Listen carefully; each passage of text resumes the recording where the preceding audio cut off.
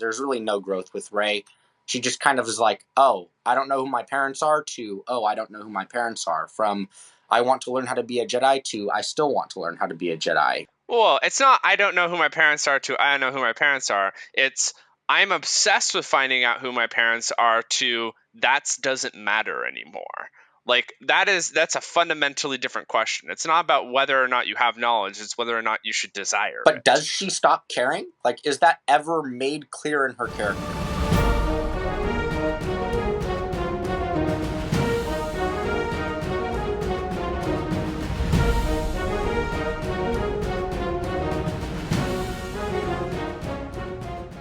Hello, ladies and gentlemen. Welcome back to another episode of A Lost Plot. I am your host, as always, Maverick, and today we have Beck, the notorious Andrew Reeder, and Sean Nolan to review the next in the Star Wars sequels release, Star Wars Episode VIII, The Last Jedi, which was written and directed by Rian Johnson. We'll get into the details in just a minute, but most importantly, we want to see what are the biggest things about this film. So, Sean, when you're thinking of this film, what are your initial impressions and overall thoughts? My impressions of the story is that this is a movie a lot about legacy and legends and how we reconcile with them, and that every arc of the story is tied into those themes in one way or another. And that's just like the immediate thing that if you're looking for what this movie is about, I think those are the things you should keep in mind. Meta-contextually, I think this movie is the pariah. I think this is the movie where everybody has convinced themselves this is where it all went wrong. 7, maybe there was a potential for redemption, but 8 is where everything went wrong. And because of that, it unjustly gets criticized in inaccurate and incorrect ways. Nice. Andrew, what are your initial thoughts? I know you've been on the pod before, so you've given us a foreshadowing of this moment, but go ahead, give us your initial thoughts. Bad. Horrible. I think of the destruction of Luke Skywalker. I mean, he blew up the Death Star, and then Rian Johnson blew up him, so... Well, yeah, I'm sure we'll get a little more detail into why he thinks that's the case. So, well, let's get into it. First, the summary of the film. I know it's a pretty broad, encompassing topic. So, Sean, you want to give us just a brief 30-second summary of what this movie's about for people who really aren't familiar but happen to be listening? Yep, Episode 8 is an immediate continuation of Episode 7 chronologically. It involves the rebel resistance in the wake of the new order, or the First Order rising again, trying to basically engage in guerrilla warfare by not directly engaging with them and consistently running away, though it seems like a consistently losing battle. All in the meantime, Rey is trying to seek assistance and training from Luke Skywalker on how to become a Jedi. And as a result of all of those intersecting plot lines, there is a tumultuous conclusion that leaves us with a fear that the First Order may dominate the entire galaxy, but there is a glimmer of hope that remains. Nice. That's a pretty good and kind summary. Definitely not what Andrew would have given me, so that's why I pointed to you. Anyways, in regards to a rating, this got for me a 3.8 out of 9. Now, Sean, what was your rating in the 9-point system? And then Andrew. A 7.8. Nice. So I will say also a 3.8 was higher than I expected to give this film. And obviously a 7.8 is a pretty sparkingly high review, so I appreciate that we'll have a little bit of back and forth on that. Do we really care what Andrew's review is? I don't know if we do, because it's already going to be disgustingly low. I think for the purposes of the audience, it would be helpful. Sure. All right, Andrew, what you got? I got a 2.7. Wow, okay, so that's actually higher than I thought he was going to give it. We'll see why, I guess, right now. It'll be nice when I'm reviewing it, and unbiased as a good movie reviewer should be. Mm-hmm. All right, cool. Well, let's see what your thoughts are. Now, we start off. We're going to go character by character because there's so many characters in this story. I'm going to start off with Poe because he's one of the first people we see show up in this film, really right into the action. We go Poe Dameron starting off this conflict with the dreadnought that is attacking them as they leave the the Resistance base. what is your initial thoughts on that opening scene, Sean, and especially Poe Dameron as he extends from that arc? The initial thoughts is space battles, obviously cool, obviously visual spectacle, but this is a podcast about plot. The most important thing about the scene is that it sets up the idea of challenging how our preconceived biases about a character affect whether we believe they're in the right for actions. He's going rogue against the purposes of command, and he scores like a stunning victory, but it also comes at a Pyrrhic cost. And so I think that this scene is very good at setting up larger themes about the movie, even if you think it's self-contained in the moment. Yeah, that's definitely fair about that scene. He definitely extends from there, from that Pyrrhic victory. You know, that's where he's almost like in an uphill battle from that point with the rest of the leaders there, right? As they see him as reckless and undeserving of power in the face of their current threat. How do you think they develop him as a character as the story progresses? As the story progresses, really, it depends on how much you buy into how much Poe thinks of himself. Which is that, like, over the course of the movie, we saw last movie, oh, Poe is a Han Solo analog. He's sly. He cracks jokes. He's confident. He's smart. He's an excellent pilot. He takes daring, risky gambles and maneuvers, and we see that echoed all throughout the 7 movie. The way he's dressed, the way he talks, and that leads him to make the decision at the beginning of the movie, which is go for this Pyrrhic bombing run. And over the course of the movie, we see him get challenged by high command, and we see him like try to send people to a casino planet, even though his superiors tell him not to, and flagrantly disregard military chain. And so, if you're a person who thinks Poe ought to do these things because he's the competent pilot and because he's the legendary hero, then you're going to view Holdo and his relationship with the military chain as like a travesty, like he's being thumbed down. He's a great competent man that's being crushed by the system around him. However, if you're trying to see it from the perspective of everybody else, Poe is partially being blinded by his own belief in his legend, which is he's the number one pilot of the Resistance. He's proven himself over and over again in the past, so why is his plans being challenged now? And consistently, he's running into obstacles where he makes a plan, the plan fails, and then he continues to fall into that failure because he keeps believing in himself rather than considering the perspectives outside of himself. Yeah, that's interesting, especially as a perspective in regards to Poe being a legend in his own lunchtime. That's definitely. I mean, I would argue that definitely the perspective we are given as the audience, though, is the one where he is the legendary fighter. So we almost see it from his perspective that there is some level of injustice, quote unquote, being done to him because he's not given this power. And obviously, as the story progresses, maybe you get more of a perspective that that's not the case. But initially, at the very least, you get the perspective that he is being unfairly treated by the powers that be around him. And maybe that goes more into pinky hair girl, who's and her, when you see her more or less revelation in regards to prowess in the field. But Andrew, what are your thoughts? I actually completely disagree with Sean on this one. Like, I think there are two characters I would Wow. more so than anything, and that's Poe and Luke in this movie. I think the problem with Poe, and it's the problem with almost all of this movie, is they have a good idea, the execution is horrible. And I'm going to keep saying that most of this podcast. The idea for Poe is to kind of show that, like, yes, the character that normally goes off and does his own thing can fail and needs to learn that lesson. And doing your own thing isn't always the right idea. The problem is a couple of things. One, he starts out reckless, and the idea is that he grows as a character throughout the movie. This never happens. Poe never learns his lesson because he isn't allowed to fail in the way that he should. You have the perfect contrast to this actually in the Clone Wars, and yes, I'm referencing this now. You have the character of Ahsoka Tano, who constantly does the exact same thing that Poe Dameron does. I don't know why you're shaking your head. I decided to be serious on this podcast, so please don't let me break my oath on this. Ahsoka Tano, in one of the episodes, decides that she knows better than Anakin and the Admiral on the Republic Venator. And so she does her own thing, almost exactly what Poe does with her own little group of starships. I'm blanking on the word right now, so please don't hate me, Star Wars nerds. I promise I'm one of you. A fleet? No, it's not a fleet. It's a squadron. She has her own squadron.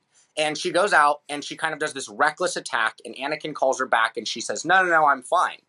And then she does it again in the same episode, and what it does, it results in the loss of her entire squad, who are also her friends, and almost killing her master and like almost fatally wounding the Admiral. What it does for her is it causes this growing experience where she realizes her actions have real consequences for those around her. Poe never learns this, and even if he does, there is no character change in his own persona. He kind of just like moves on and is like, oh, I guess she did have a reason for what she was doing, but he never feels the weight of his actions. And so that lesson that's meant to be learned and drawn out from that movie, one, is never learned by Poe, but two, is never learned by the audience, which is why I think so many audience members were leaving the theaters so frustrated with what happened to Poe, because from his perspective, he never recognized the error of his ways, and it was never expressed through his character. It was expressed through Princess Leia and Admiral Holdo, who were like, oh, shame on you, Poe, you were stupid, and you should learn your lesson. But that's not how we learn things. We learn things by, like, processing it ourselves and expressing it in our actions and words, and that never happens with Poe. So I think that's my biggest problem with Poe, is that while we did have this character that was meant to grow, we never see that growth in the movie. It's more forced upon his character rather than drawn out, which is why his character kind of gets done dirty in this movie. I do have to ask, like, Poe learns via his friends getting trapped on an enemy ship and almost dying were it not for the untimely intervention of Hux. Admiral Holdo having to sacrifice herself and them to abandon more of their fleet. When they try that risky maneuver against the laser drill and realizing, hey, we got to pull off. This is not going to work. And rather than going like full-throated for the plan, Poe's like, hey, we got to give up. We can't do this. The gamble will not work. And I'm not going to do the same thing that I did last time. That versus, do you need Poe to look directly at the camera and say, I'm sorry, I was wrong? Because like the relationship, now, I'm not someone who has watched a ton of the Clone Wars, and I'm not going to rely on the audience's knowledge of secondary media. But what I will say is Ahsoka is supposed to be like a child and a Padawan. So you might get that like deliberate and direct acknowledgement towards her and her master, because she's literally like a child and needs to say things like, hey, I'm sorry and I know it was wrong. Poe can demonstrate his change through his actions, and it doesn't have to be like deliberately through his words, correct? No, I agree. And like that's why I said it's shown through your actions and your words. And you don't really get that shown through either his nonverbals, his paraverbals, his actual expressions on his face, the words he says, the actions he takes. He more of just kind of moves along through life.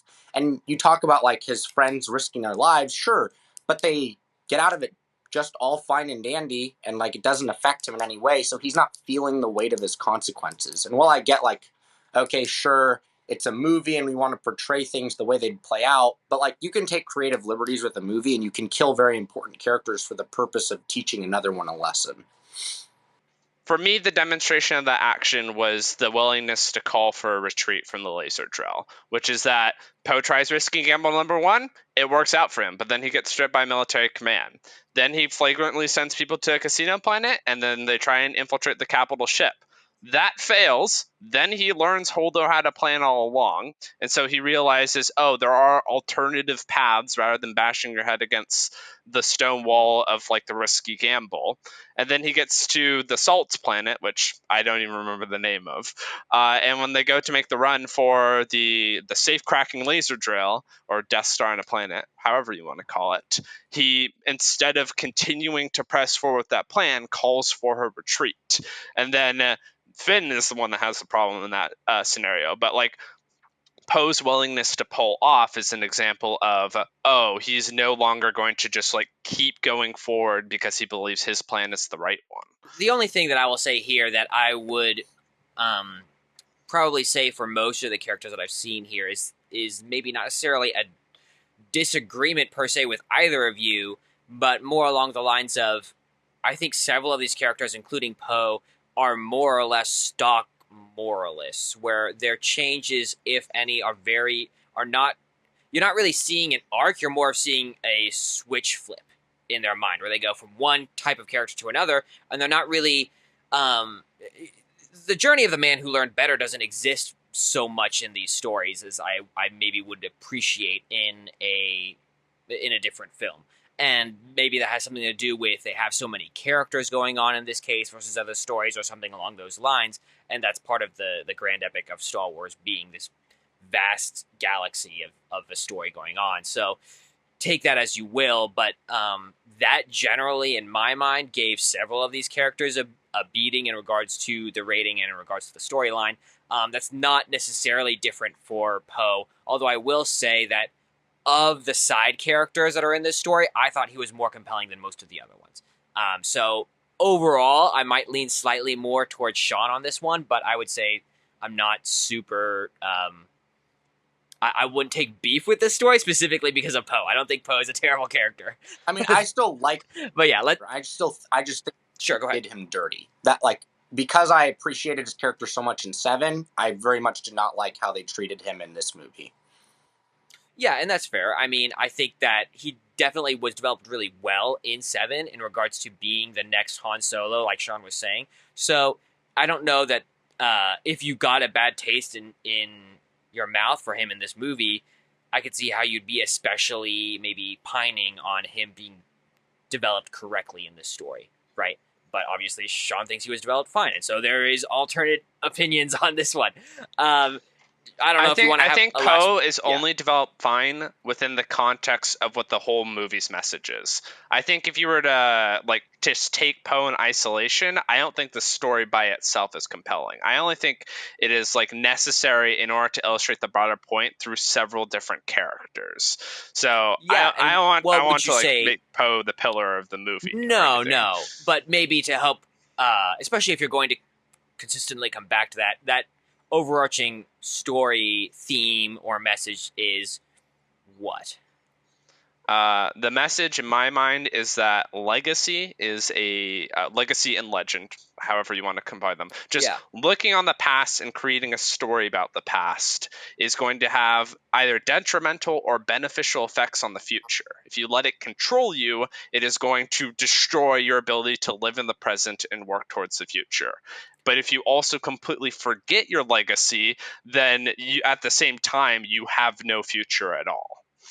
It's about walking this fine line of understanding how you conceptualize yourself in everything you've done and other people in everything they've done. Gotcha. And that's where you get things such as the Luke Skywalker scene with Yoda on his second Dagobah experience, or whatever you want to call that, at the tree. So, okay, interesting. I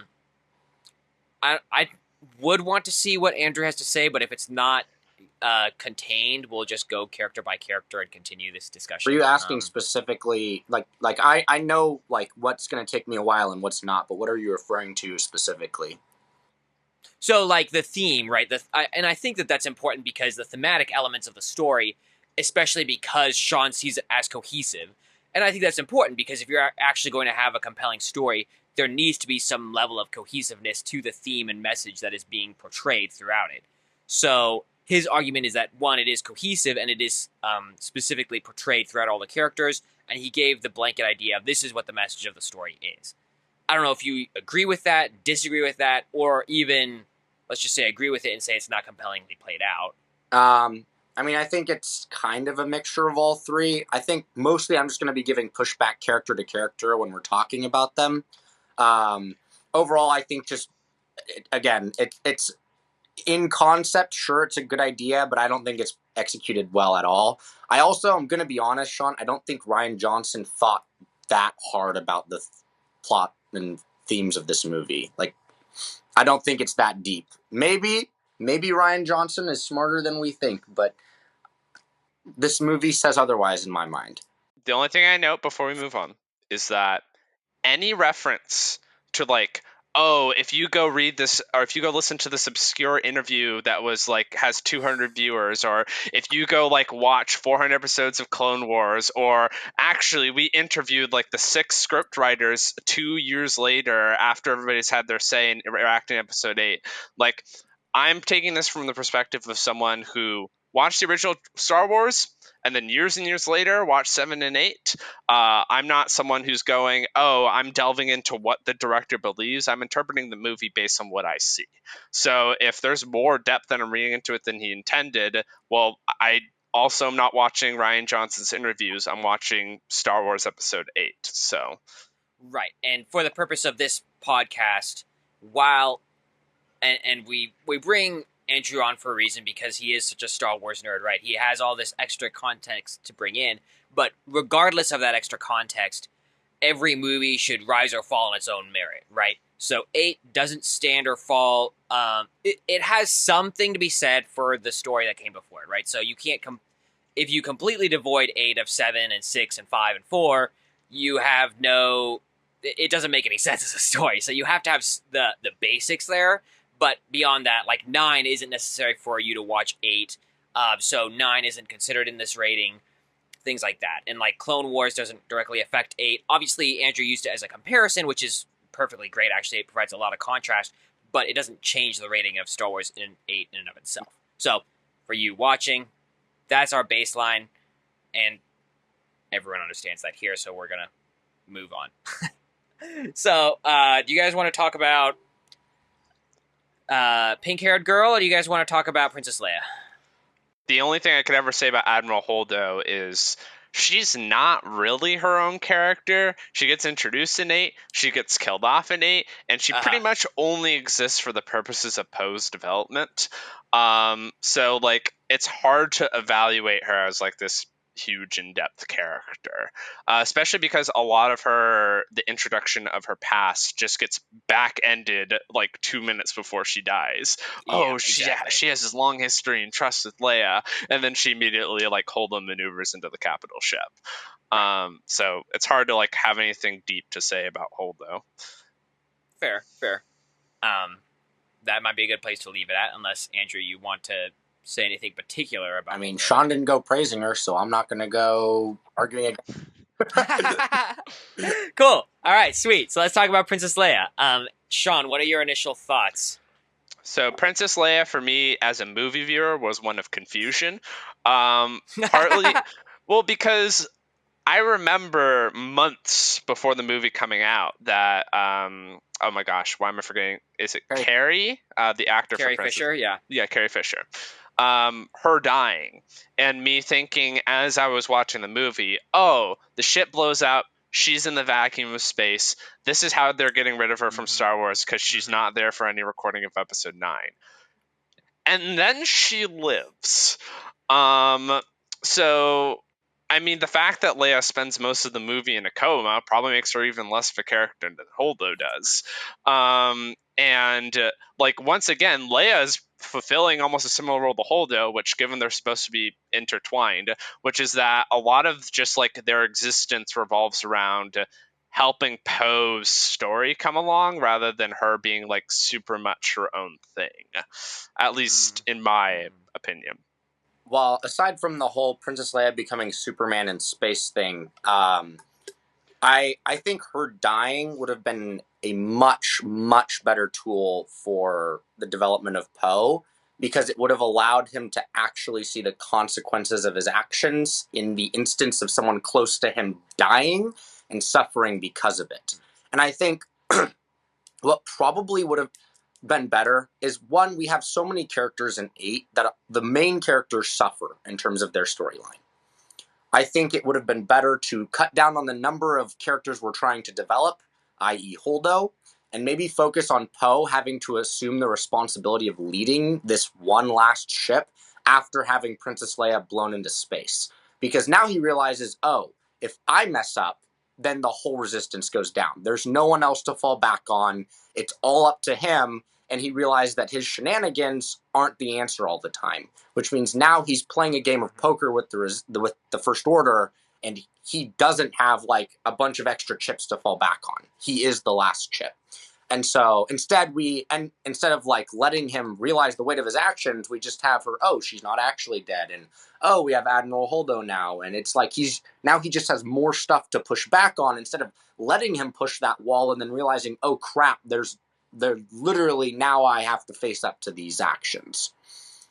I think that's an interesting take, especially because one, you're absolutely right. That would have made more sacrifice in regards to Poe's arc and what he has to deal with as consequences for his actions. But two, I think it also would have made the coup attempt a lot more potentially meaningful as they're stuck in a more dire situation versus Princess Leia reviving in her little floating cabinet is more or less like okay, she returns to power and blah blah blah.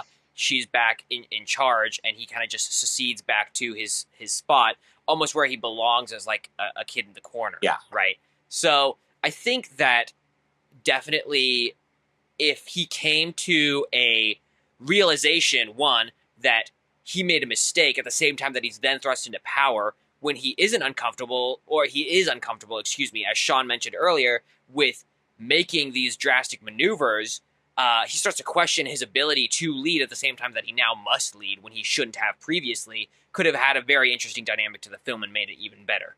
So, just not like a huge critique on Poe as much as a critique on how they dealt with Carrie Fisher. And also, frankly, I agree with Sean that I think it would have been a better tribute to Carrie Fisher in the film if they had actually let her die in the film rather than carrying her into 9 as a animated computer graphics character. So, take that as you will. But I'm sure we'll talk more about this in 9 because Leia exists in 9, right? Yeah. Rey. Andrew, I'll let you go first on this one. What are your thoughts on Rey Skywalker?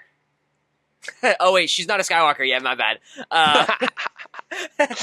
What are your thoughts on Rey? Every time I hear that, I just think of identity theft is a serious crime, Jim. Millions of every year. Anyways, my problem with Rey is while they give her motivation as an individual, as a character, the motivation lacks an explanation. She has this motivation to become a Jedi now. And we're going to ignore what's in episode 7 for just a second here. In 8, we're going to assume that she's has a reason to become a Jedi, whatever. And that's been explained in 7. The problem is that explanation was never really given other than the generic, it's the right thing to do. And so her whole character, the whole premise of her character is I want to be a Jedi, at least at the beginning of 8. And it's going to Luke, we need to be a Jedi, we need to fight for the Resistance. Why? Why does she want to do this? It isn't given in such a way that is compelling for her character, at least. And throughout the movie, there's that weird dark side scene where it's the question of who are my parents, but this kind of comes as whiplash to the viewer because it's okay, she wants to become a Jedi because it's the right thing to do, but does she have ulterior motives with messing with the Force? Who are her parents? Why does she care? And so it's her whole character just has this dissociative identity disorder where she doesn't know what she wants or why she wants it throughout the whole movie. And then at the end, she's oh yes, I can lift rocks too. And she might have made out with Ben Solo if she could have in the elevator, but thank goodness she didn't. Nice. Sean, what are your thoughts? I think that when I talked about the very beginning, people will take their hatred and it affects the way they see all parts of the movie. Sometimes I get that feeling from Andrew. But to actually talk about Rey, Rey is meant to be if there's a spectrum of legacy controlling you versus forgetting your legacy, Rey is on one end and Luke and Kylo are on the other end, where Luke and Kylo are people who are obsessed with events that happened with the past. They're obsessed with the kinds of stories that are built in the past, and they let that take them to very extreme directions. Rey, on the other hand, is someone who has no really past herself because she comes from a desert planet and doesn't know her parents, and then B, she's trying to learn more about the past because her ignorance of the past. She's heard legends and stories, but she hasn't confronted it up close. It hasn't controlled most of her life. And as a result of that, Andrew asked the question, what the heck is her motivation? Well, last movie, it was a lot about parentage, and Maverick talked about that a lot. And I didn't realize it as much as Maverick did, which was her constant need to seek for parental figures in like Han Solo. But Right. she realizes there's more than searching for her parents that's important, which brings her going into episode 8. She's discovered she is a Jedi, and it's not just the right thing to do. She needs to learn more about herself and whether she has like a place in the galaxy. On top of that, I think we're ignoring the whole, hey, there's an evil dictatorship that's trying to like genocide billions and trillions of people and also wants to conquer the entire galaxy. She believes that if she could bring Luke back, or she could at least learn from Luke, who overthrew the last oppressive dictatorship, that is going to help. It's not just the right thing to do, it's there's an immediate impending threat that is threatening the lives of everyone she cares about. And given she's a person with no past, she needs to go learn from someone who's already done this before. I think, for one, my initial reaction is, even with what we've seen so far, right? Because you pretty much get, if you recall episode 7, you have not Princess Leia, excuse me, Rey, going from, oh, we found a map and we know where Luke Skywalker is, which is pretty early on from her involvement with the Resistance, going straight to Luke Skywalker, right? So she doesn't have a lot of time with the Resistance in the films, and so I think the idea that she's very closely connected and genuinely wants the best for the Resistance is questionable, just in regards to her actual motive or involvement with the Resistance and how much she's been personally affected by it. Like, frankly, she has a better relationship with Kylo Ren in this movie than she does with any of the Resistance characters. And so it's like the idea that she has huge motive to fight for the Resistance is, in my mind, questionable, just in regards to what we as the audience have seen on screen. Now, in regards to her finding her her legacy, or like her history, right? I think that's a very interesting point about where she came from, and she has nothing that she's drawn from, which you see to a greater degree as she explores the dark side in this film, which I think is a very interesting aspect to this film. One of the things I actually appreciate about this film is how she almost faces the dark side ahead of time compared to previous stories in the Star Wars universe, where she has this exploration down in the depths as she tries to look back and forward into history, more or less, and see what's going on, and all she sees is herself in an unending circle, right? So it explores interesting ideas, definitely, in regard to Rey. My big problem is that they don't really they take all these interesting questions they pose with her and pose with Kylo Ren, which we can explore more as we get into him, and kind of throw them in the trash. Like, they take very interesting characters and go, oh, well, what about Rey in regards to the dark side, and what about Kylo Ren in regards to the light side? And you could argue that maybe they actually develop Kylo Ren's more into the next film if you want to, but we're not going to go there today. But, they really explore these ideas, bring them right up to each other, right in Snoke's chamber, and then they kind of go, nah, we're not going to do anything with this, and just throw them to the sides, and then everyone goes back to what they were doing before. So I think, especially in regards to a character arc, right? Where are these characters going in this film? I didn't really see Rey's terminating anywhere new. Like, who is she at the end of the story? And is it any different from who she was at the beginning? I would argue no. But I'm willing to be convinced otherwise. So I leave that to whoever wants to pick up the pieces of what I just said. Well, considering Andrew's going to agree with you that she didn't change at all and there's nothing redeemable Sure, about go this ahead. movie, I don't think he's going to challenge you.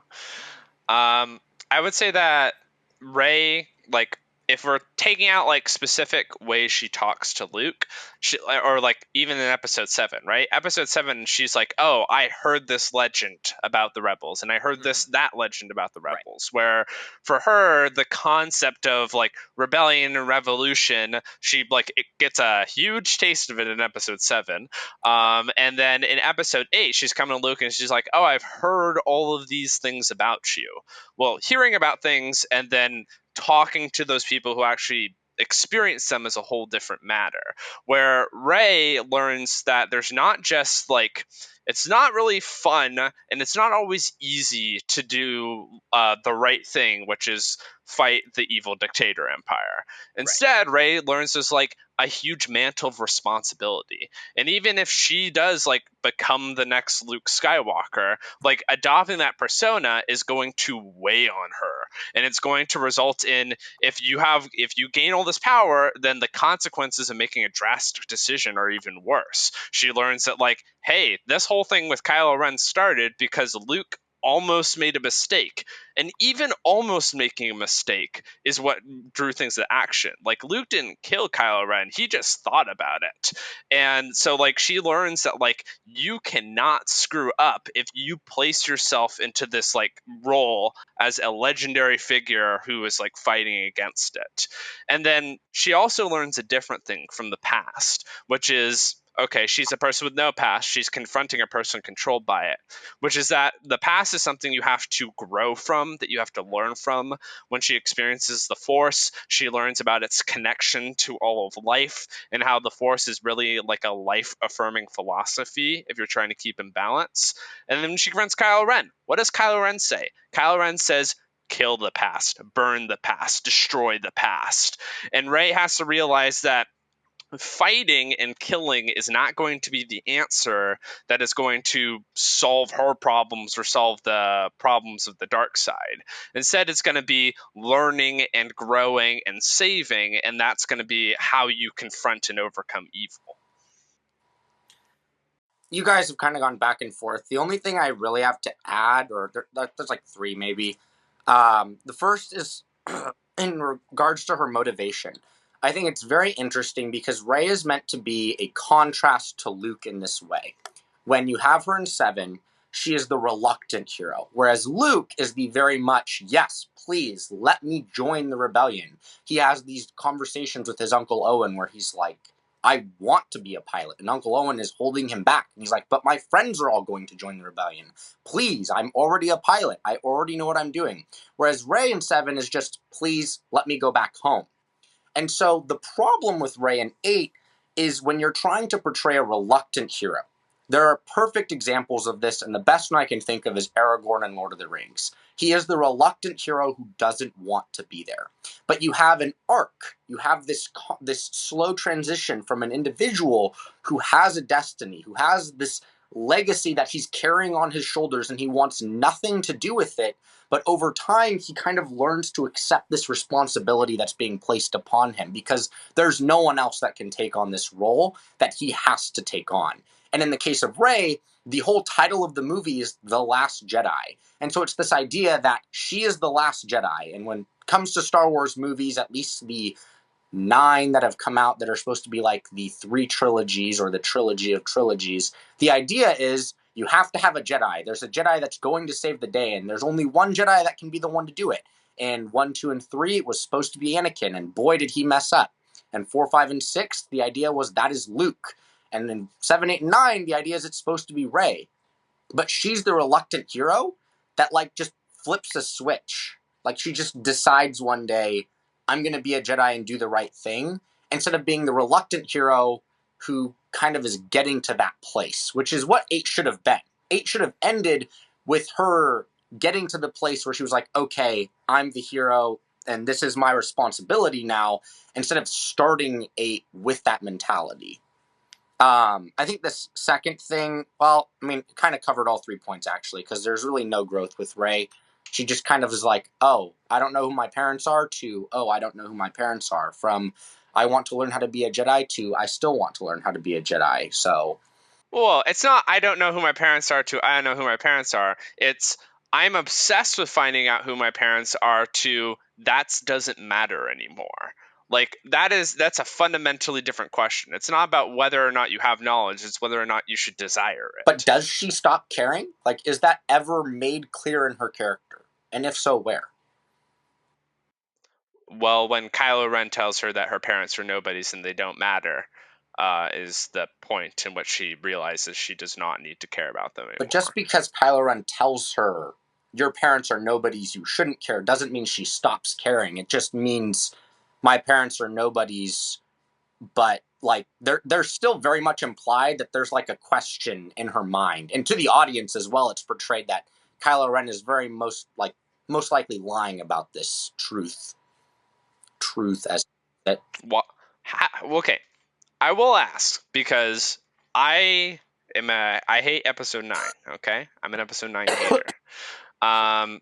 So while we know now with hindsight that they are building up Rey's parents to be somewhat important, where is it within episode 8 that it is clear that Kylo Ren is lying? Because sometimes the truth hurts just as much as a lie, and in fact it can hurt even more so in instances like these. So what's the cue that's supposed to indicate that Kylo Ren is lying in that moment? I think there's a couple. First, it's very much been displayed throughout almost any Star Wars movie that a bad guy has intentions to lie. 2, Kylo Ren has made it clear that he wants to turn Rey to the dark side, and by implying that her parents are nobodies, he's trying to get her to become like emotionally vulnerable and weak.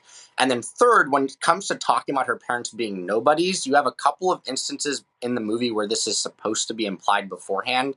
The first is the dark side thing, which we'll get to that later. But also, and correct me if I'm wrong, he says it when they're in the elevator, right? Or was that somewhere else? Or is that after they're...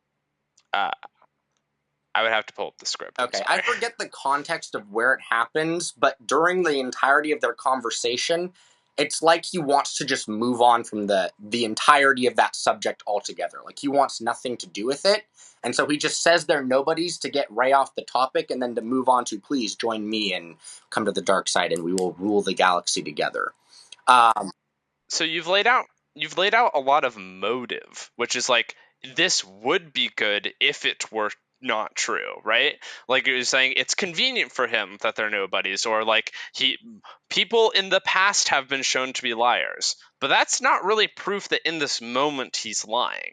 That's just saying it would be convenient for him if it was like, two things had to be true. One, her parents are important. 2, it would be convenient if they're lying. And you're presuming that her parents were important, therefore, because it would be convenient, he must have it. However, if her parents were unimportant, him telling the truth would still be convenient for him. So laying out his motivations isn't enough for me. Like, that's why I'm asking for, like, what more besides it's advantageous would there be to prove that he's lying? So I gave those reasons. You also have the fact that when Luke is first testing her, he implies that he has only ever seen this power one place before. And it's already been implied throughout this, and we're only talking about the movies here. I'm not going to go into like Clone Wars or anything else here to prove this point. When you have a force-sensitive, like a force user, a force-sensitive individual who's as powerful as Rey is, the implication is that their parentage is important. Where they came from is just as important as the amount of power that they hold. And so sure, she may not be a Skywalker, but there has to be something important about where she came from. Her parents can't just be nobodies, because it's been established. I mean, you could even just look at 1, despite its problems, it's been established that Force users this powerful don't just kind of spawn in the Star Wars universe. They have to come from somewhere, whether or not they're created or their parents are important. And like Luke implied, I mean, but I think maybe just to try to play the devil's advocate for a second, while that's an interesting point, if Sean is correct that the whole point of this movie is to upend that very idea, that would be a further development of context in the Star Wars universe. I mean, it may be the point. It doesn't stop it from being a dumb one. Well, but why is that a dumb one? Like, why is making that point a dumb point? Sure. Like, it's basically changing something, or like making it's. I mean, to be perfectly honest, developing that point to further by saying like there are examples where someone can rise from something that they genuine. I cannot talk right now. That doesn't matter. Is saying that people can come from anywhere and still have value, right? In regards to a broader thematic context. So that idea isn't necessarily a bad idea to convey. No. I completely agree with the idea that we should have like movies and storytelling where we can take a hero from nothing and they can be the person to save the day. The problem with Rey is that you have someone with unprecedented amounts of power that completely breaks all of the rules that have been established. And sure, there can be some benefit, or you can give some credence to directors who want to like kind of push the limits or break boundaries, but I think one, there has to be a pretty darn good justification for it, because when you're talking about the rules of a universe, you have to ask yourself the question, why do the rules exist? Why make a movie in this universe if you're just going to break all the rules anyways? Just make another space fantasy movie and make your own set of rules there. Like, we already had a character who broke the rules. We had Anakin. He broke the rules of his universe by coming into existence without a dad, or so his mom says. Sure. So let me play and generally I agree with you, right? And I'm not going to say that you're wrong, but let me play the devil's advocate still, okay? So you're saying that they need to have a very good justification for this being the case.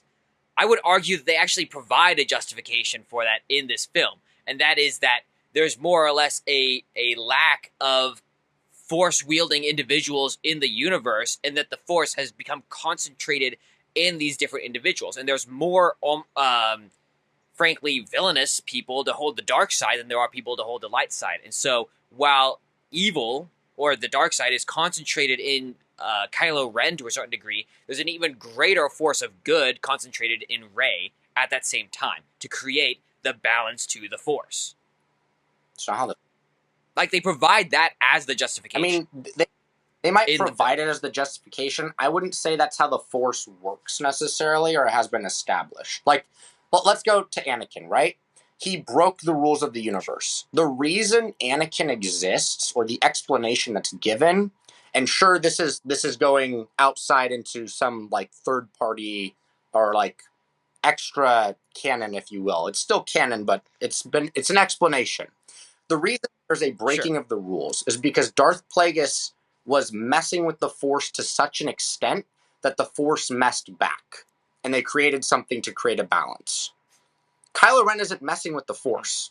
He's a pouty little kid who doesn't get his way all the time and wants to be a Sith Lord. And you have balance in that you have Luke Skywalker. And maybe he cut himself off from the Force. When we get to Luke, we'll talk about that. I don't buy that when you have him using the Force, like the second we meet him and he starts training Rey. You also have Princess Leia, who apparently was a Jedi in 9. And sure, we didn't get that in 8, in that we don't know she's an actual Jedi. But the fact that she uses the Force to pull herself after being blown out of a spaceship kind of implies that she knows how to use it. And so, to at least some extent, there are still Jedi out there. I mean, there's still Ahsoka out there. There's still other Jedi out there. Rey's not the only one, and this was established before 8 came out. So I think the argument that like the Force concentrates itself in an individual it's an interesting one. I just don't buy it myself. You didn't count her midichlorians, did you? She actually has 26,000, I think. I think the number that Disney gave Anakin was 25,000, which is bogus because he's the chosen one. But nice. Wait, there are actual published numbers for how many midichlorians? Yeah, you can look it up. I think it's well covered enough. Luke is probably the most important character, and then Kylo second. So if like any bulk discussions happen, it's going to be those two. Right. I'd like to move on to Kylo because I think he's pretty interrelated with Rey in this film specifically, and then I think we'll maybe close it off with Luke, unless, well, we might touch on Snoke and Kylo Ren. So, anyway, Sean, what are your thoughts on the big bad guy, the reincarnation of Darth Vader himself?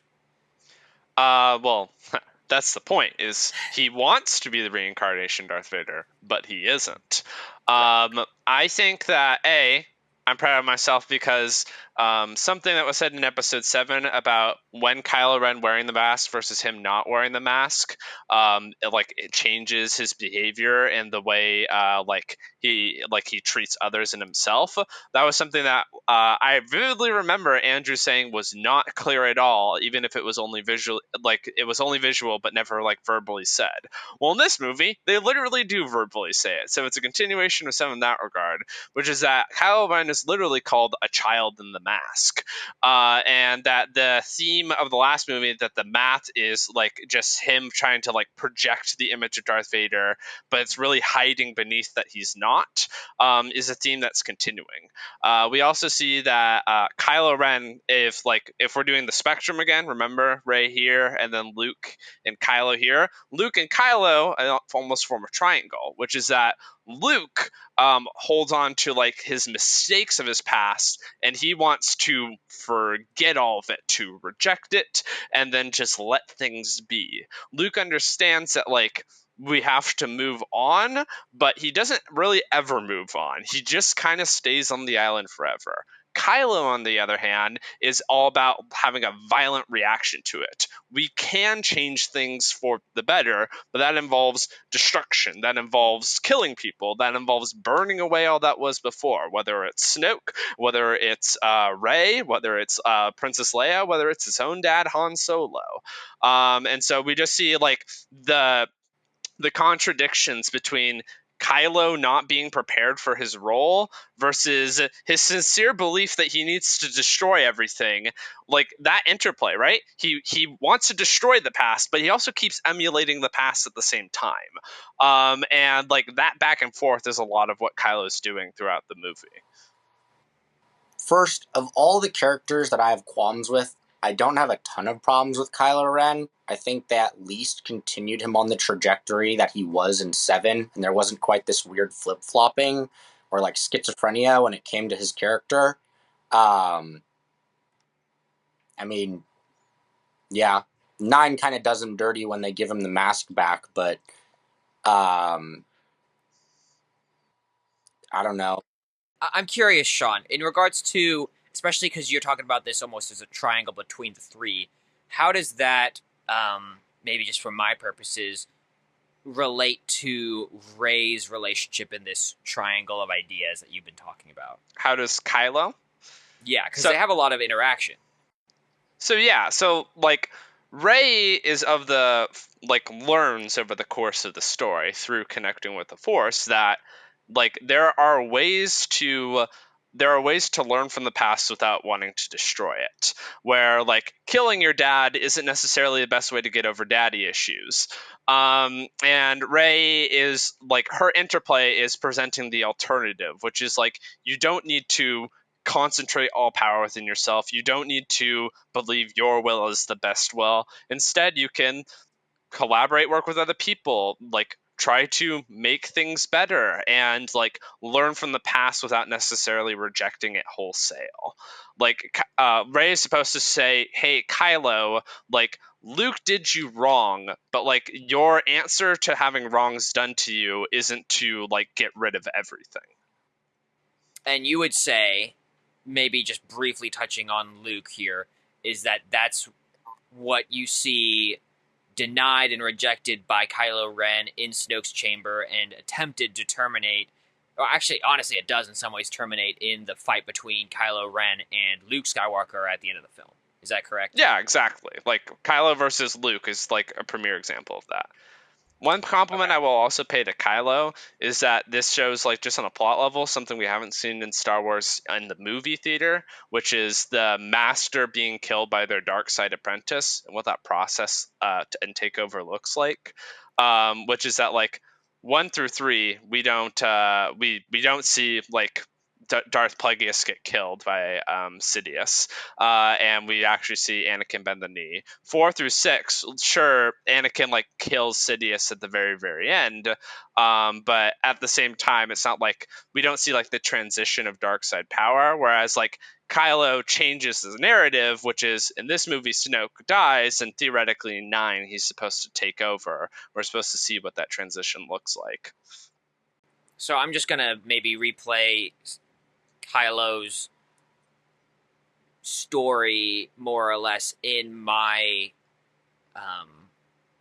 perspective, in that trying to integrate that with what you just said and trying to give it cohesiveness or justification, maybe, in my mind, is that Kylo Ren is this character who goes through this arc of destruction, right? And he wants to destroy everything, and part of it is this idea that he will remake what has occurred in his own image to a certain degree, right? So you have him killing Snoke, he has his attempt on Luke's life, and his fleeing from Luke and everything that he learned from that, and he has his monologue in Snoke's chamber saying, we are more or less, forget the Jedi, forget the Sith, let's do our own thing, to Rey.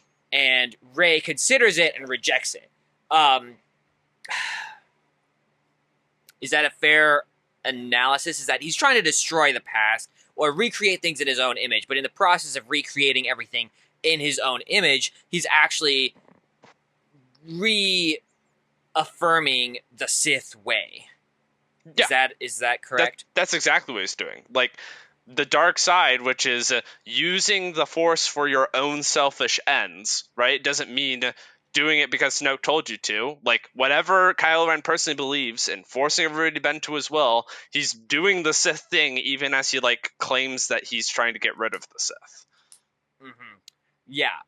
I guess my question is that why the consideration by Rey seems odd to me underneath that circumstance. Like, why is that whole experience like a part of her arc at all? Because it's almost like that doesn't make cohesive sense if she doesn't really have a reason to consider it based on her past experience. Does that make sense? Oh, so you're saying that, like, she's already rejected the dark side. She already went through that arc back in the chambers below the island. I'm going to definitely concede that this is not because this is predominantly a conflict between Luke and Kylo in a lot of the movie. What about Rey versus Kylo, which are supposed to be the titular characters? I will concede that, like, that's not as well done. What I will say is, why is Rey there? Well, Rey considers the dark side because up until Kylo tells her, you don't have parents, Rey still has, like, one question mark tethering her to the past. And that question mark is, like, is there, like, something else that should be important in my life? Is there something else that I should hold on to? And then we also see that Rey is, like, trying to be a redeemer, right? She's, like, trying to convince Kylo by calling him Ben. Hey, remember, you have parents. Hey, you can do good things. So Rey's, like, consideration of helping Kylo is more, can I convince Kylo to no longer be evil? And also, could I learn something about my past? And then Kylo goes, no, you can't redeem me at all, and also you have no past. And Rey learns in that moment, well, if I can't redeem him now, we gotta fight. And also, if I have no past, then I should no longer hold on to it. Right. Okay. Yeah. I think I see what you're saying, and it's true that they're definitely less in conflict compared to other characters in this story. I think the idea was that they would be in greater conflict in the next one, but it does have an interesting interplay of ideas. The last thing I want to say about this is that it almost argues against the idea that she has any relation to learning from the past, because it more of affirms the idea that she has a wholesale rejection of the past in her character arc, and that's what she represents in this triangle of ideas, if you want to go with that understanding of this universe or this storyline. But I know, Andrew, you want to say another thing or two, and then we'll probably move on. Just two things. One, I think when it comes to Kylo Ren, I kind of waited for this until we talked about Rey, because this goes with both of them. But the way that their relationship transpires throughout the movie is very much like Whiplash. Because, one, 8 is supposed to take place like 2 days after 7, which means she just witnessed him kill Han Solo, who was her father figure. And the rate at which she just completely forgives him and goes to the I want to make out with you eyes is insane to me. Like, how do you go from her like wanting to murder him, and it's even portrayed like She likes yeah, she bad does. boys. It even goes from like this weird like she sees him when she's in that hut on the planet that Luke is on, where she hates him, and then it's like, oh, but Luke turned on his lightsaber and almost killed you, even though you immediately responded by slaughtering an entire Jedi Temple's worth of children. Ooh, it's kind of hot, you know? Like, apparently that makes her forgive him. Like, killing one guy, no, I'm huge turnoff, but killing like 100 kids, sign me up, baby. Like just that like immediate, like, it goes back to the flipping a switch. Like it's just there's so much whiplash from the emotions and the like amount like what is driving Rey's character in this movie. The second thing is I thought more about like Kylo Ren. It's not so much a problem with Kylo Ren as it is just with the overall story and the way that his character plays out. But the fact that he kills Snoke in the way that he does, I have problems with. And Sure, go ahead. I don't go want to into spend it, too and much then time because I know we still have to talk about Luke. My Sure. overall problem with this is that Sure. anytime you have an instance of an apprentice trying to kill a Sith, and you have Palpatine talk about this in 3 when he's talking to Anakin, you have an apprentice who's been their apprentice for decades. Like, they're old, and they've been plotting for a while. Like, Sith Masters are well aware of the fact that their apprentice wants to kill them. It's not news to them. This has been, like, hundreds of years old. So I think, one, that's a problem with Snoke for not seeing it coming, especially when he's looking at him dead on in the eyes. Like, sure, he might have become arrogant and, like, been like, oh, I can see the thoughts of my apprentice. Which that goes into the whole, how does, like, what? He just doesn't see, he's reading Kylo Ren's mind and doesn't see him thinking about killing him. Okay, maybe they did a clever thing where he was going to kill Rey at the same time, and so Snoke was focusing on the other one. I don't know. It's just, when you've built up a character such as Snoke in such a way that you did in 7, and you've established the fact that he was, like, manipulating Kylo Ren as a young child for so long, and Luke didn't even see it, and you've built up this powerful evil villain, and he just gets one-shotted like that by his apprentice, who isn't even a Sith yet, mind you. It's just it cheapens Sith, is what it does. you know what it was. It was telekinesis lag. See, it was Palpatine to Snoke, Snoke to Kylo, and it just had a lag going back, so it was enough time to lightsaber him.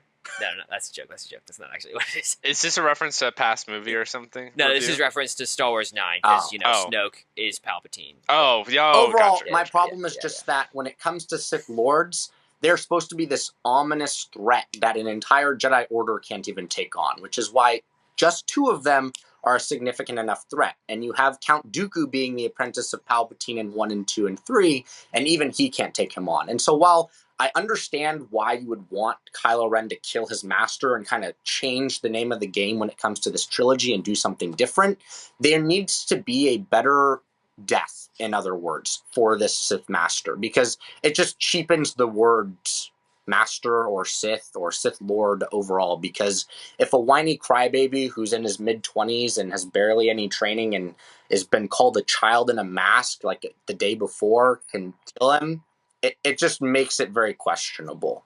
And it's like, okay, cool. You just wanted him dead.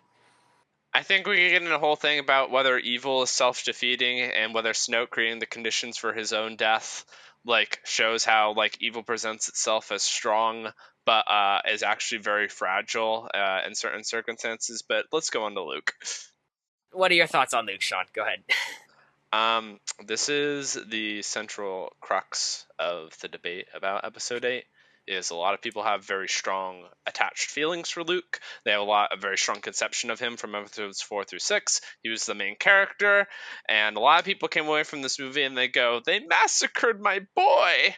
I will be upfront and say that Luke's portrayal in this movie is part of the reason, A, that I understood the message of what the movie was trying to convey, but B, part of the reason I like the movie a lot. and I will explain why. Which is that Luke is supposed to be the central guiding figure for how you understand why this movie is about legacy and legend, and like what comes next after you've done something heroic. Luke has lived through a gigantic, massive war. It's left him with a lot of scars and terrible memories. And as a result of that, once the deed is done and you save the galaxy, what comes next? Well, Luke tries to rebuild and move on, but sometimes it doesn't. You can't like defeat evil in one day, and sometimes you can't defeat evil in one war. And Luke encounters, hey, there's a potential for evil to rise one more time. And Luke, like, with all this trauma and PTSD, he's like, oh my god, like, we're on the cusp of billions of more people dying. It's all going to happen again. Everything I lived through was all for naught. We're going to see the dark side come back. And he considers killing Kylo, but doesn't. And then he decides, okay, I'm going to go live like a hermit. I clearly am not fit for this role. And he goes and he rejects himself. And Rey comes back, and through talking to Rey and realizing, hey, you have to actively fight evil. You can't just passively sit by and hope that doing nothing is going to solve the problem. Luke realizes, oh, you must grow, you must move on, and you must actively try and change things for the better. And so I like the fight scene where Luke is finding a non-violent way to confront Kylo Ren, right? He's like appearing as a force projection, and all he's doing is dodging, and that drives Kylo insane until like he's so hate-filled with rage you can't even realize that Luke isn't physically present. I like that Luke realizes, hey, like I have to actively teach a student. I like Luke's conversation with Yoda, and where he talks when Yoda tells him, hey, we are what we grow beyond. Like, there is always going to be a next generation. We all remember Luke as this amazing hero through 4 and 6, but there has to be a next generation, and hopefully the next generation is better than we are through the mistakes we made and through our victories. And so there's a lot I like about Luke, and I'm sure there's a lot Andrew hates about Luke, and he's going to say it's an assassination, that Luke, considering killing anybody, is totally against his character. And he's going to say Luke force projecting is like going to break something found in obscure novel number 261. But go ahead, Andrew. Well, do you want to? You gonna spike those arguments, or you just want to hear him say the same thing? Well, I'm sure he has a bit more depth and nuance, and I want to give him a fair shake, because I'm assuming, that's fair. Like, I'm clear to the audience. I'm assuming most people are agreeing with Andrew's perspective, and so I'm trying to present mine and acknowledging that there's a whole other line of thinking out there. All right. Well, ladies and gentlemen, here are my problems with Luke Skywalker. We're going to go down the list. First of all, the major problem with Luke is he's not meant to be Obi-Wan Kenobi. Obi-Wan Kenobi is the quintessential Jedi from 1, 2, and 3 who basically his entire belief system was ripped from underneath him. He realized the Jedi weren't what he thought he was. He wasn't fighting for what he thought was right, and basically had all of his world shattered. Now, you have some parallels here with Luke and Obi-Wan, but they should not be the same. Luke has his apprentice turn on him and destroy everything he loved. But when it comes to Obi-Wan, Anakin wasn't just his apprentice. Anakin was his best friend. They basically grew up together in the sense that Obi-Wan wasn't much older than Anakin when he started training him. Obi-Wan was one of the youngest Jedis to ever complete the trials and become a master, and that it was unprecedented, and the Jedi Order didn't even want it to happen. And so because they're so close in age and there's so much that they share, it became this brotherly bond. And so when Anakin turns on him, it's world-shattering for him. He says, "You were my brother, Anakin. I loved you." And he has to cut him into pieces and then watch him burn alive. So this is very traumatic for Obi-Wan, and there isn't like this place he can go back to. Why would he go back to the Jedi Order when the Jedi Order became so blinded by politics and couldn't even stop a Sith Lord from rising? And so that's why Obi-Wan goes into hiding. But not only that, even though Obi-Wan goes into hiding, he goes into hiding with a purpose. He goes into hiding to raise the next generation of Jedi. And so despite the fact that Obi-Wan does become a hermit like Luke, he does so with purpose. He doesn't just go into hiding and hope to never come back, which is one of the problems with the Kenobi show, but that's a completely different discussion. And the thing is, in 4, 5, and 6, he comes back. He doesn't just refuse his purpose. When it comes to Luke, you don't have this brotherly love that he has with his nephew. He has this, it's more of a you are my apprentice relationship, and there's a much larger age gap. Not only that, Luke Skywalker is that Jedi that Obi-Wan raised up. Luke Skywalker is meant to be the better Jedi than all of those who came before him. He is the quintessential definition of the good guy. He was able to face off against his father, the definition of evil. He was able to push back against the dark side multiple times. He did falter in 5, and there was a moment where he was like, I'm going to do this because my friends are in danger, and he has this moment of weakness. But the reason Luke is able to fight against Darth Vader and Sidious at the same time is because he is that guy, if you will. And so the whole thing of like Luke becoming depressed and just going into hiding goes against his entire character. And like Sean has this argument of PTSD and Luke has like suffered through all of this trauma and problems, but it's like, who did he lose? He didn't have anyone to begin with. He had Leia and Han and Obi-Wan and his aunt and uncle, and that's about it. His aunt and uncle burned alive in front of him, and he didn't seem too fazed by that. Han Solo died, and he was kind of like, but before he went into hiding, Han Solo wasn't dead. Yes, Ben destroyed the Jedi Order, but at the same time, that we're talking before that. We're talking what led Luke to make this decision.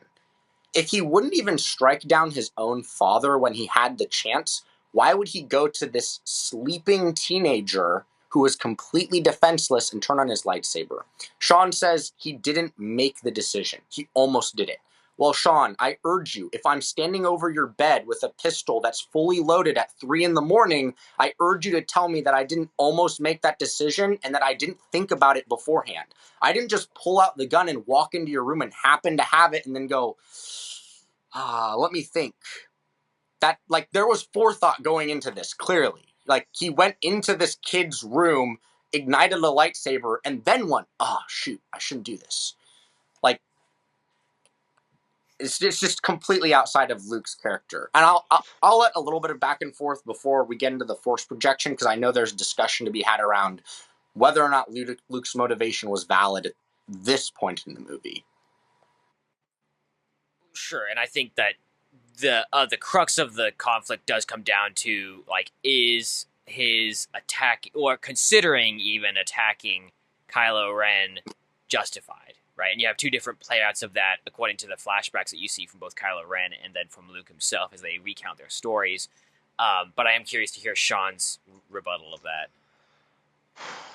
Oh my gosh, what did Luke lose? I mean, it wasn't just his parental figures and, his sister almost going into slavery and to Jabba the Hutt. And then on top of that, Han Solo being carbonated and frozen. Like, it doesn't first off, him losing his parents is probably a pretty big deal. I would also say losing Kylo Ren to the dark side is probably, like, the prospect of it happening again. The many people who died who may not have had personal investment, but if you're a human with empathy, a lot of people dying in a war is probably just something that you would not want to happen again. There's also many, like, other forms of, he literally lost his hand. That's something he lost. Like, the loss of his innocence as a child is probably pretty gone. Luke went through a lot. Like, he went through the betrayal of people he thought he maybe could have sort of trusted, like Lando Calrissian. He went through the loss, or thinking he almost lost, Han Solo during the movies. Like, you're saying that, like, what Luke went through, sorry, that's an alarm. You're saying what Luke went through was not, like, that big of a deal, or didn't seem to phase him. It was a big deal, given the fact that he contemplated going to the dark side. He forwent his training. And also, there's a fair bit of difference between like when you're in moments of crisis, how you react to them versus being able to stew on them from years after the fact, right? Like when you are a soldier soldiering on in the middle of a trench, you might like be more stable in that moment than when you have to go back home a year later and you hear a firework go off and you dive for cover. It's when you have like nightmares in the middle of the night remembering, oh, I got my hand cut off. Like those sorts of experiences can carry with you and can like gnaw at you in ways that they don't like make immediately apparent through 4 through 6. I think the big problem here is when you're thinking about Luke and this time period, it needs to happen between 6 and it needs to happen between 7. Meaning that we need to be asking, what did Luke go through during this time period? And even if Luke did go through something, one, he had time to stew on stuff between 4, 5, and 6 as well. It's a 5-year gap. He spent a lot of time training with Yoda between 5 and 6, which means he had time to consider the fact that his dad was evil and that he needed to face his father. But the whole time he remains steadfast in that he's going to try and turn his dad, not kill him. Which means when it comes to Luke and 8, why would he try to even think about killing someone? The only thing I will say is that just even from a more like everyday perspective, right? The idea that I'm an uncle, right? And I have nieces, and the idea that like if I was in a Luke Skywalker situation where something I had very strong premonitions that my relative was my little niece was going to do something terrible, it's like very hard for me to believe that I would even consider slaughtering them for the sake of the universe. I think from just like a purely moralistic viewpoint, it's like the blood relative aspect I do think runs strong in just a purely objective analysis of whether or not someone would actually even consider to do this. Beyond that, that's not even taking into account the argument that I believe Andrew is making in regards to his background in his arc from 4 through 6. But anyways, Andrew, I know you have more thoughts on that, so I figured I'd hand it back to you. I think your appeals to, oh, I'm an uncle and I would never feel this way. I agree. I'm not pro-child murder. Never been pro-child murder. Definitely would never do it in my lifetime, would never consider it. I think that the circumstances of Luke's life might be a little different. In that, one, like, he has lived through a giant massive war. And then two, like, in the context of a movie, was it not made clear that like Snoke hasn't just been manipulating him? The implication, or even outright is said, is like he's been manipulated for like years at this point, and like Snoke has already dug in his claws. I'm pretty sure from Luke's perspective, it's more there's a potential for him not coming back. And so like that's why like there's a split section decision where it's like I can preemptively stop everything bad from happening right here, and like talking out isn't going to work because he's been manipulated for years. That's why it just seems more believable to me. I think that as I'm talking with you, I'm a lot more understanding of your guys' perspectives, however. One thing that I will ask is like, just as like when we consider how we treat human beings like in universes that aren't our own, we should also like do what I call the X-Men principle, which is that like X-Men will go, oh, we're a parallel for racism, and like mutants should like never ever experience harm, and we're going to draw like a bunch of one-to-one reasons as to why this is a minority that ought not to be unjustly discriminated against. But at the same time, a bunch of mutants are like walking nuclear bombs that if they had like a seizure, they would accidentally kill like 5 million people. Right. And so like sometimes the circumstances of how a universe works means that like we have to like give a little credence to like what makes the universe different. In the same way where it's like, oh, Luke was like thinking about killing a child. Well, like that same child also has the potential to kill a lot of people. And like the fact that Kylo Ren like did like burn down that entire institution that very night is like a demonstration of how out of hand things can get very, very quickly. I think we've said both sides as much as we will at this point, so we'll not harp on that. wanted to really wrap it up at the end where you see that conflict before we get into some final takeaways. You see the conflict between Luke and Kylo. Luke disappears into the Force ghost thing and then floats off to the ether of the Force. All of the good guys escape in the Millennium Falcon, and Kylo Ren is more or less left with the bag of salt. So, what are your guys' thoughts on the ending of this film?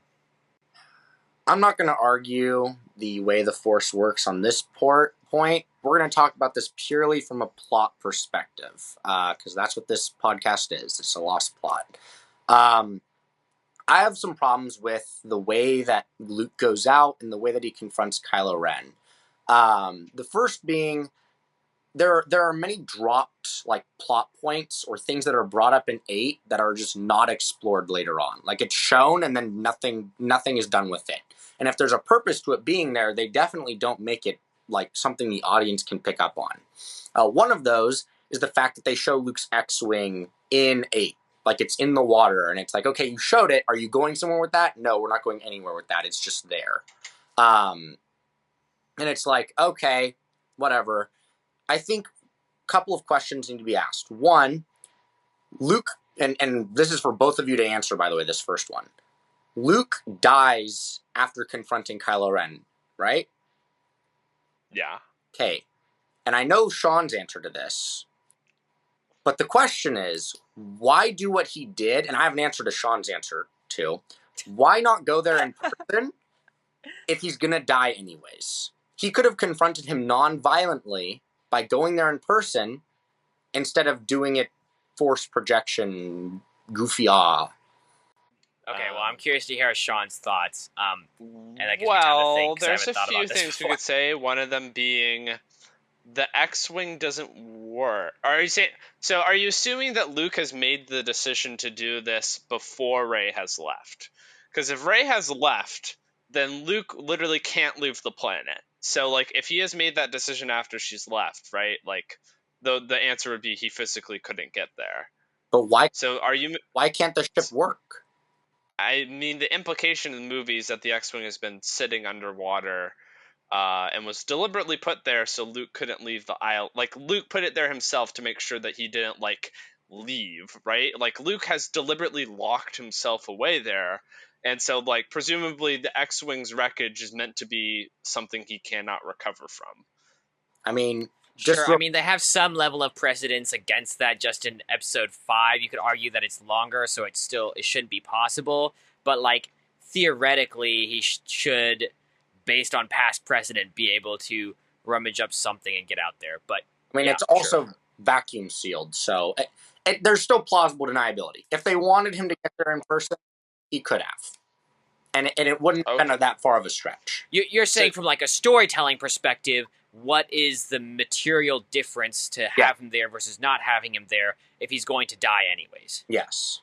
You know, give me a moment to think on it. I'll let Maverick go first. I would say that the only thing that I would say is that they, as the creators, are trying to introduce or develop the idea of the Force Ghost further, in that very powerful individuals who have learned the ways of the Force to an extended amount have gone beyond what Qui-Gon Jinn had learned, which is to project himself as a Force being post-mortem, right, are now able to project themselves while still existing in another space. I don't know, as an individual, why. I think that's the reason why they do the Force projection. Then the idea that he simply passes away after that, in my mind, is stupid. So I don't think that it's a good way to go about things. I do think that if they were going to have a more complete ending to Luke's life, maybe sacrificing himself for the sake of everyone else escaping and acknowledging his mistakes as a master to Kylo Ren in the midst of this final showdown could have been a better way for him to go out, right, from a storytelling perspective. I think that could have been a valuable way of making this go through. And they might have sacrificed that for the sake of showing this new technique or the development of this powerful storyline and showing, oh, now you can project yourself without actually exist, without actually having died, right?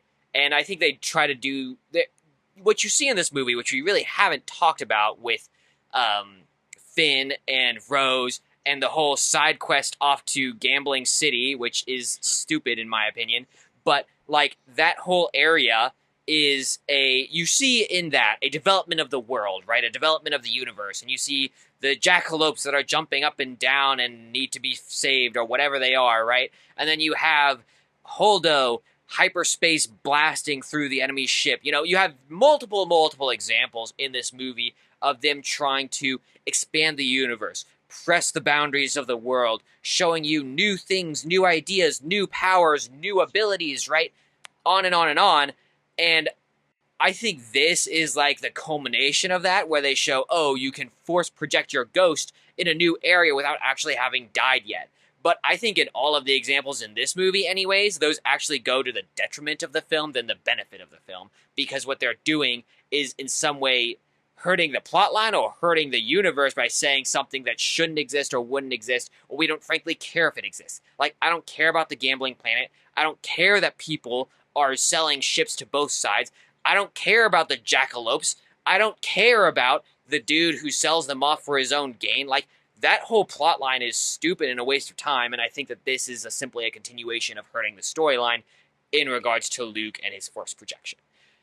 Did that specific instance affect my rating of the film? Not really, because I had bigger problems with the overall story, but maybe did it affect my cohesiveness of the story? A little bit, but that was already shot when Princess Leia pulled herself back into her own ship. So, you know. All right. The storytelling reasons for why Luke force projects around in person, I'm going to be upfront and say there isn't a massive storytelling difference. Like, the story probably would have worked just as well if he had been there in person. But the choice to do so could be twofold. And the first one being is that Luke force projecting himself is meant to show Kylo Ren another way that the dark side is not as powerful as it seems, and it's not the answer to everything. Which is that, like, one of the ways we've seen the dark side tempt people in the past is it's like, hey, you get cool force lightning, and Jedi don't have that. Or more importantly, it helps you revive people from the dead. Or the dark side is just outright stronger than the light side. Where, like, one of the ways the dark side seduces people and convinces them that it is the best path is that it, like, has something the light side doesn't, and that's like some form of raw power. And that Luke's form of force projection is meant to be a demonstration to Kylo Ren of there are things that are beyond your ability to comprehend because you're so blinded by hatred and rage. And that, like, the fact that Luke is force projecting instead of his body being there is also meant to show Kylo, like, you've gotten so angry and driven by hatred, you're shooting at something that literally does not exist. Like, Kylo is literally chasing phantoms. And that's probably a not very subtle way to show that, like, Kylo Ren is, like, going after something that's not meaningful. Or at least he shouldn't be going after it. So those would be, like, a few storytelling reasons for Phantom.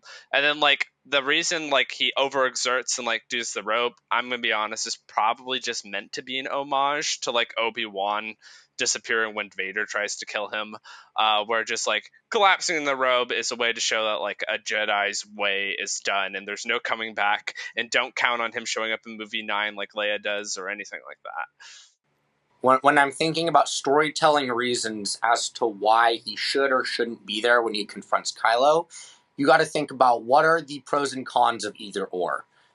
And so despite the fact that he isn't actually there, you have to ask, well, okay, why didn't they put him there? And when you're asking that question, it leads you to what would it have been if he was? And I think that having Luke there, and gosh, I hate the Acolyte, but there's one thing that I find that's interesting about that show.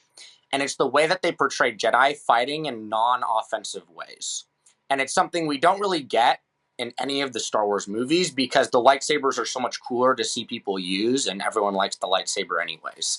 But it's been demonstrated that Jedi can fight in non-offensive ways, and it's been known that Jedi are not supposed to use offensive means of, like, fighting. And so Luke he's a very capable Jedi at this point. He's very capable of fighting Kylo Ren without, like, actually being there, I guess, even though he does pull his lightsaber on him at some point. So, I don't know. The whole, like, he's there fighting in a non-offensive way like, I get where you're coming from, but at the same time, the only way that you can make that argument is by saying that he's not actually there, because he still technically pulls a lightsaber and still fights him with it. And so I think him actually being there would have added a lot more weight, because one, Kylo Ren would have actually been the one to strike him down, which means it would have added more to Kylo Ren embracing this whole I am now the Lord of the Sith, because I am the only Sith Lord there is. He killed Snoke, he kills Luke, he killed everyone that had to do with the past. He's embracing his new role as the new Sith Lord. Whereas now it's just, well, Luke died because he got tired and he was old and he did something that was overexerting himself. So I think either one can work for having Luke there. I just think him actually being there would have better suited the story. Sure, and I think to a certain degree we are kind of parting hairs at this point, because it's about where was he when he dies, you know? And I do think there's some meaning to it, right? It's not like it's meaningless, because it's pretty significant that you're at one location versus the other, and it has implications, but it's also at the same time not affecting the overarching story a ton. So, Like, if you ask me the question, why is Luke force projecting, and then you add comma for story reasons, I'm going to say there's not a huge functional story reason. But if we remove that comma, there's a different reason, which is it looks cool, and it's meant to be an action movie, and it's meant to be like a cool looking scene, right?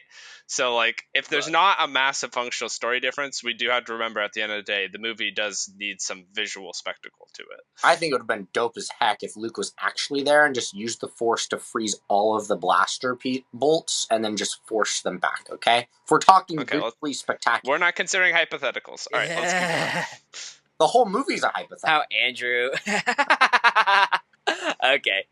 All right. So takeaways, especially as we go forward into this, and maybe this would be more appropriate for 9 when we have that discussion. But what are the big takeaways from this film, especially moving forward, and the continuing value of this movie? What are your thoughts, Sean? I will be honest, and admitting you have changed your opinion on the internet is a very scary thing. I would probably lower my score by about 1.5 to 2 points. I'm at a 7.8 right now. I'd probably go down to like a 6, maybe even a 5.5. Wow. I think understanding how other people are differently impacted by Luke's presentation has helped me understand more of like where you guys are coming from. However, main takeaways from this movie, especially as we go into 9, one, episode 8 is meant to be a pivot point, which is why like I focus on the overall message and theme, which is like, how do we handle a pass? Well, once you've confronted how to handle the pass, now you're supposed to move towards the future, which is what episode 9 ought to be about. Episode 9 shouldn't be rehashing and retconning everything that happens in 7 and 8. Episode 9 should build on that and keep going forward. Another thing that should be made clear is that Episode 8 is trying to do a lot of different things with Star Wars than have been done before. You've heard a lot on this podcast, hey, this is really different. And some are of the opinion that different is automatically bad and you should like go use a different universe. And some are of the opinion that different isn't always bad, it was just bad execution. Some say different is good, but this was a very different Star Wars movie, which is why it represents its divisiveness. And I think that part of that divisiveness is why Episode 8 gets pinned on for being the reason Disney's Star Wars is bad, which is that it's like so obviously different from a lot of everything else that people will want to make this one the pariah, and like a lot of like criticism gets attributed to it. I don't think I'd really change my rating. Like I was when you were what you were expecting is what I was expecting too, honestly, with my rating. But when I did your 9-point system, I was as unbiased as I could possibly be. I think also with Star Wars, I've come to like specifically with this one, I've tried very hard to keep out the nerd Andrew and just focus on the plot. Which is why when it came to the Force projection, I was like, we're not even going to get into that. Let's just talk about like why this is important for the story itself. So no, I wouldn't necessarily change my rating. I think the takeaways from this movie are one, when you're making a movie in an established universe, it is so important to understand the characters you're working with. And this becomes especially important with Luke. Because, like, when you're making a movie that's just a standalone, or you're making your own trilogy, you can do what you want with characters. You can make a character who's been battle-hardened and has PTSD and would make the decisions Luke does, and you have total justification for doing so, and no one's really going to argue with you. But the fact that you have a Luke Skywalker who's been established in a trilogy that was made decades ago, and you have an entire group of people who grew up on Luke Skywalker and know and love this character, you have to work with a lot more delicacy in how you're portraying him and who it is that he has become in these later movies, and how much that truly affects an audience's perception of the movie itself. Because there are so many people I know that will say, the reason the movie is so bad is because of how it handles Luke Skywalker. And I will admit, I am not a fan of the way Luke is portrayed in this movie. I have many, many problems with him that we didn't even get into. But despite that, I still hate 9 more than I dislike 8. And so, like, sure, I don't like what they did with Luke. I'm not a huge fan of what they did with Poe. But I still think that 8 has a higher rating than 9 will ever get. And so it goes back to the fact that it's a movie that has good ideas, really bad execution of them. And so I think that for all you Star Wars nerds out there who are going to get pissy about the fact that, well, they messed up this and they messed up that, sure, get mad about that. But ultimately, the question you should be asking, is this a movie worth your time? And is this a plot that's worth investigating and looking into? And while at the end of the day, the answer is still no, in my mind, it's not for the reasons that you're going to claim it is. There we go. I think that's a good, especially for this podcast where we are analyzing off of storylines, that's a good note to put it on. The only thing I will say is I think that Sean made some compelling points for my purposes in regards to especially themes and messages in the story. I was definitely thinking more in regards to the family themes that we've seen in previous movies. I would maybe argue that the pivot toward legacy is less of a Star Wars-esque theme than what we've seen previously, but regardless, I still think that it is rather cohesive based on the framework that Sean provided, and so that does give it about half a point's value for me, so that brings it up to about a 4.5. So I think that there are merits to this movie. Obviously, at 4.5, it's still not in my rewatch preferred category. It has a lot of great things going for it in regards to interesting ideas that it presented. Personally, I don't have a huge problem with light speed blasting through a ship, but I think that there's a lot of plot holes that came right after that in regards to being sucked into space and stuff like that. But, whatever. There's a lot of problems with this film in regards to that whole arc. But I do think that at the very least, Rian Johnson tried a few things, and I respect the effort. Personally, I think it failed. So, there we go. That's the pod. We hope you all enjoyed. We will be back, as we always are, next week. If you like this, give it the like, give it the subscribe, all that good stuff. We're not going to dwell on that because we will be back here next week. See you all then.